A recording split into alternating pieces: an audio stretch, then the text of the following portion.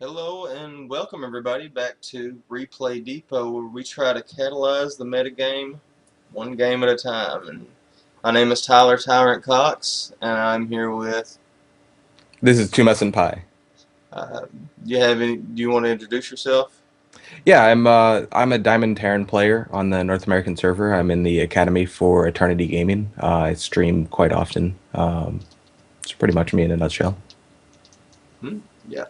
He's also he's famous for one thing, and almost infamous for another.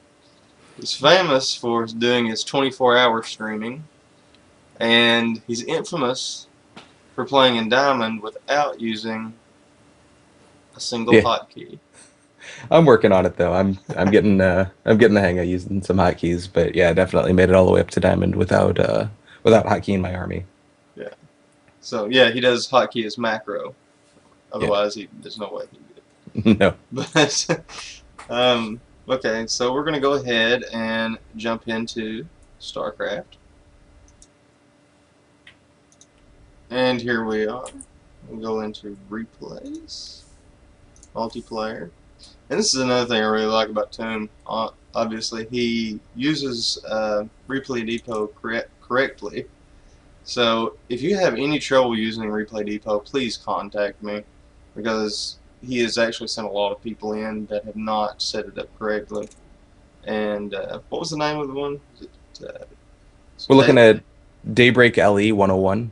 Daybreak LE 101? As you can see here, he has saved a lot. So if you were to get Replay Depot, you would have plenty of Tombs replays.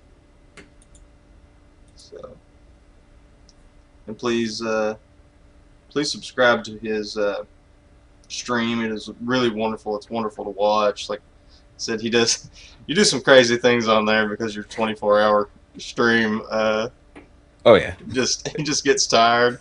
And then sometimes he gets really tired. And I even seen him fall asleep once at the keyboard. I just a was little bit. like, okay, so we'll go ahead and start this.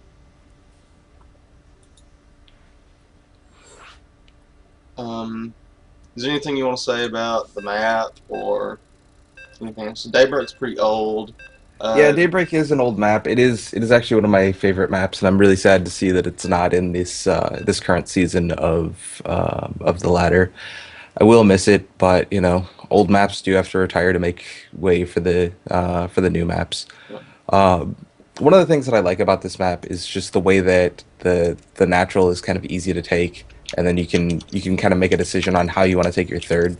You can either go aggressive and get it out by the Zelnaga Tower, and if you can hold that base, if you can hold that aggressive third as a Terran, typically you can take your fourth and fifth base almost for free.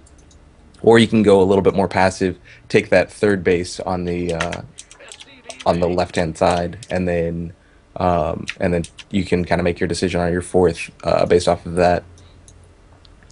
I also like it as a drop map because there are a couple of places where you can kind of hide your drop ships off to the side of the main.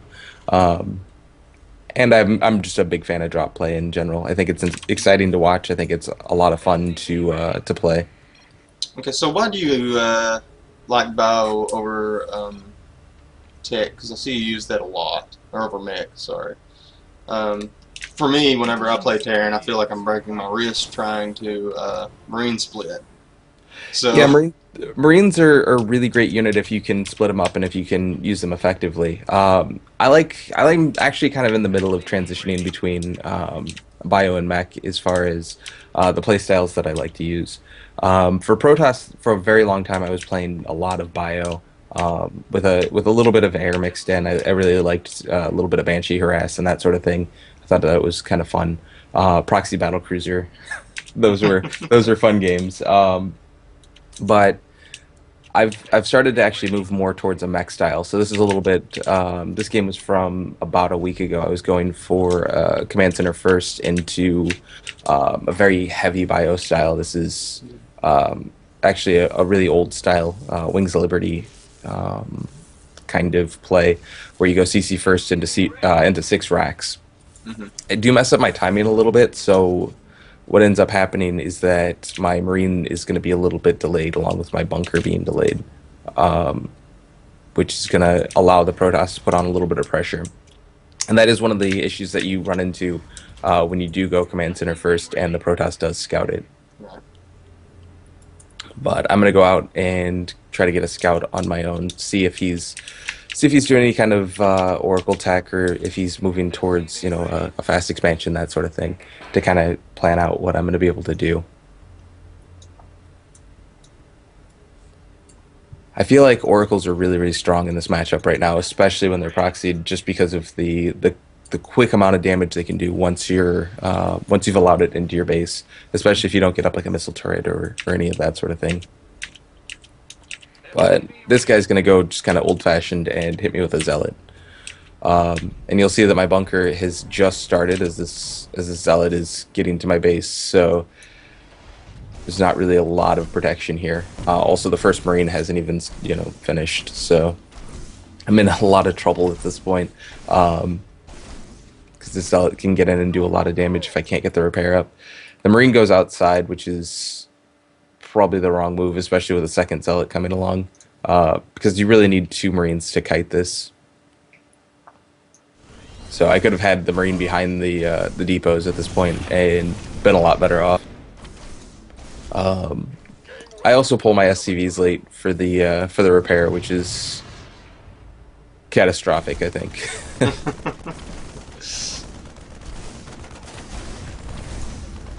So yeah, this depot is burning down. I get one over, and he's there just in time to see the depot burn down.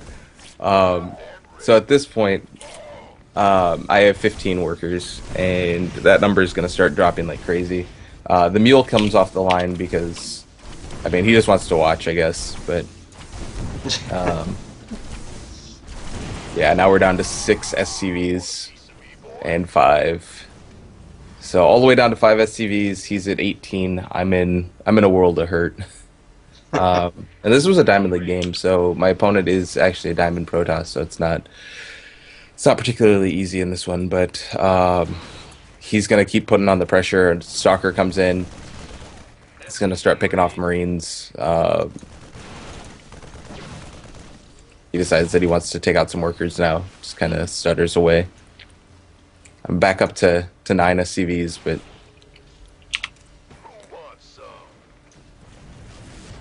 and then he drops me to 8.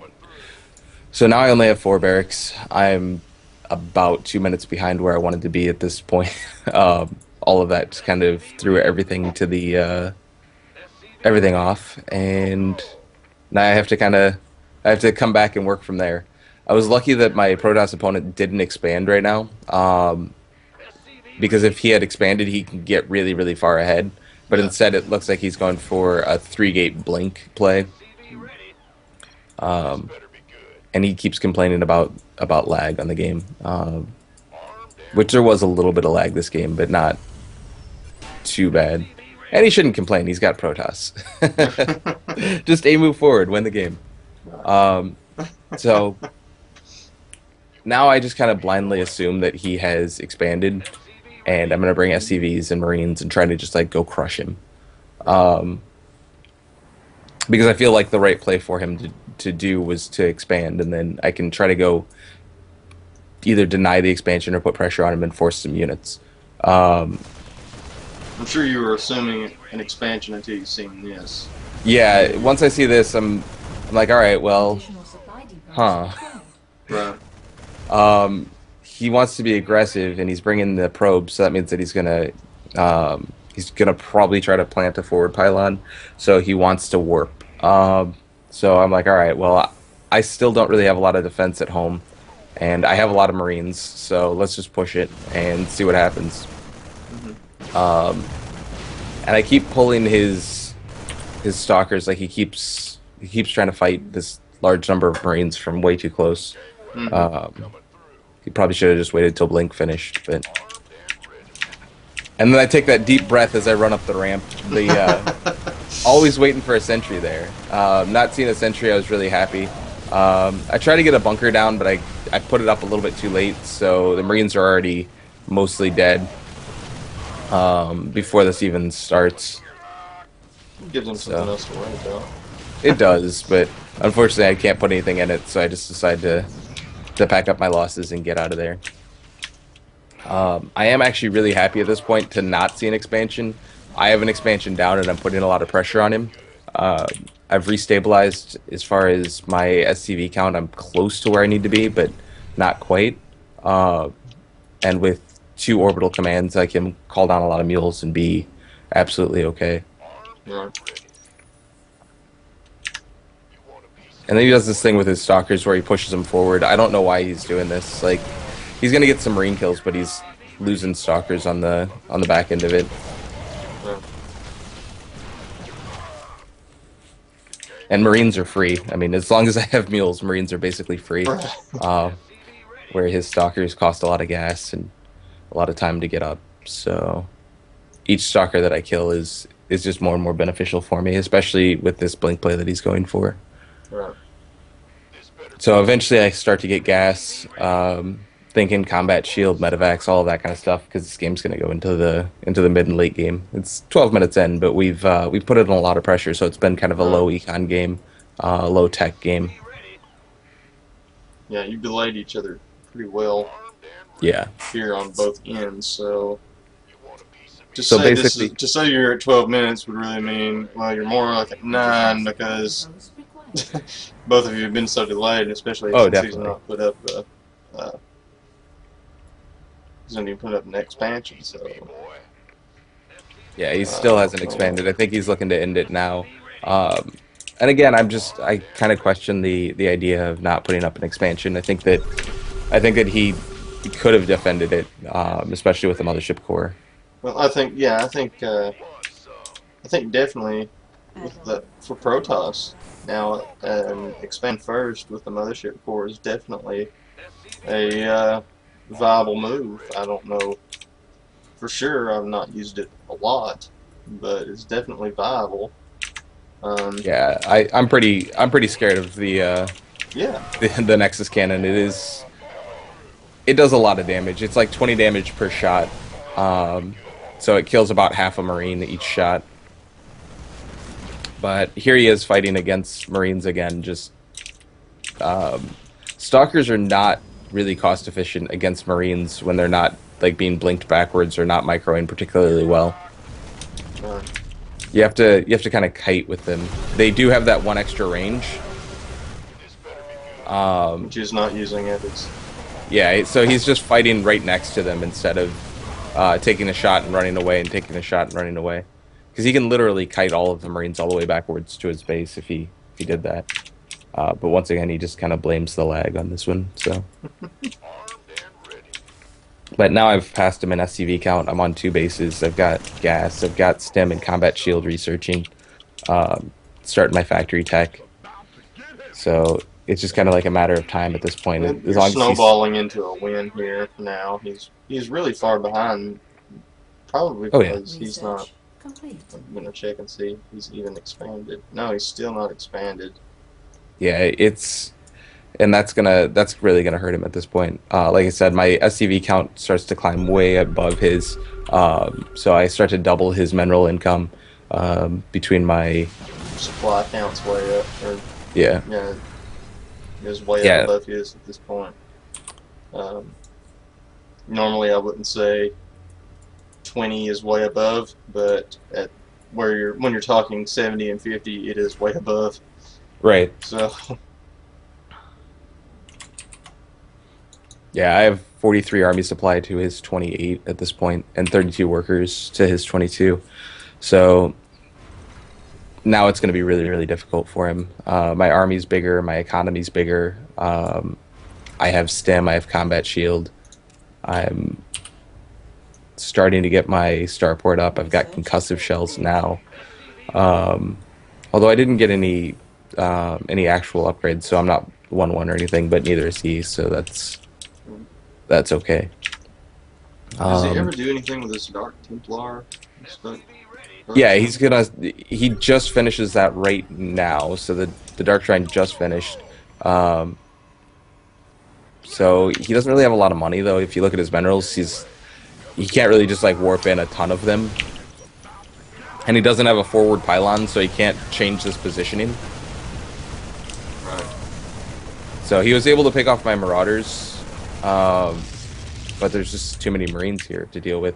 And he warps in 3 Zealots. He tries to get a Warp Prism out so that he can go do some damage, but he's going to lose his main right now. I mean, he's not even Yeah. going to be able to warp by the time he gets over there. I hear a Dark Templar warping in right now, so as it runs towards my units, I scan, I pick it off before it really even does any damage, and then I'm going to pop his Dark Shrine before his Warp Prism's even close to my base.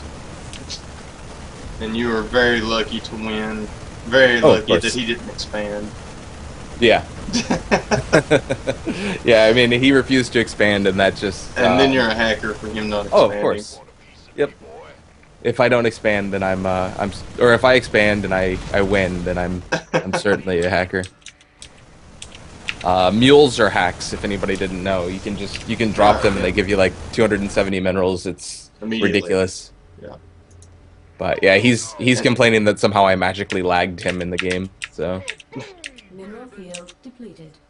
Yeah. if And I could now, figure out how to lag other people in StarCraft, I think just with my mind, I would go win a GSL. Just like, oh, you're gonna lag now.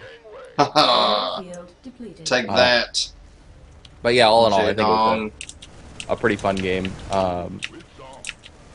Just kind of a little bit of decision making, a lot of macro, or not so much macro right now because it was the end of the game. But just some But you decision, want not freaking out at the you know after losing the everything. I mean, I basically lost my main to his couple of zealots, but I didn't freak out at that point, and I just kept playing through the game. And I think that that's important as far as a lesson. StarCraft, especially in the lower leagues, anything below Masters League or anything like that, your opponent's going to make a lot of mistakes. It's very possible that your opponent's going to make the mistakes that allow you back into the game. So if that were a high Masters game or a Grandmaster game and I was down to 5 workers, there's really no reason to stay in the game. But Right. if you're playing below that level, below like the very highest levels of the game, your opponent's going to make a lot of mistakes. That's just very, very possible. If you're lucky enough, they'll make those mistakes that will allow you to get back in the game. This player made a lot of those mistakes. He stayed very much all in on his attack. It seemed like he had kind of a plan going into the game, and it was a game state that had changed, and he decided to just keep going with that Blink Stalker all in. Rather I think than that Daybreak reactive. is Yeah. yeah. The reaction is definitely is very important, and I think Daybreak is probably one of the worst maps to do like a Blink Stalker all in. Just personally, I've seen them attempted a lot on this map, with and without observers, and usually they're just not as good as they could be. But like Blink Stalker was really really prevalent on Cloud Kingdom, for I was instance. about to say, maybe you thought it was Cloud Kingdom. Yeah, yeah, It was Cloud much Kingdom is better. definitely like that was really really good for Blink All In because the biggest difference is that ridge. So like Yeah.